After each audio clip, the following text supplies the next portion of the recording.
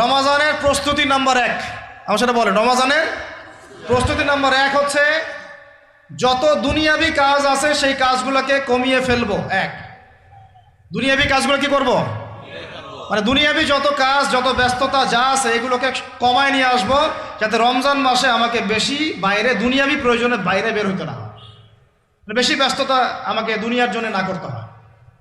মনে করেন যে আপনি চাইলে এখন যদি সামর্থ্য থাকে রমাদান এবং ঈদের বাজার করে রাখতে পারেন, কারণ লাইলাতুল কদর নষ্ট করে ঈদের বাজার, আর রমজানের অনেক রুহানিয়াত নষ্ট করে দেয় দুনিয়াবি বাজার ঘাট, তাই না? সবার সামর্থ্য হয় না, কিন্তু বড় বড় যে বিষয়গুলো আছে, বড় বড় খাবার, মৌলিক খাবার, এগুলো আপনি 2 মাসের জন্য বাসায় রাখতে পারেন যদি সামর্থ্য থাকে।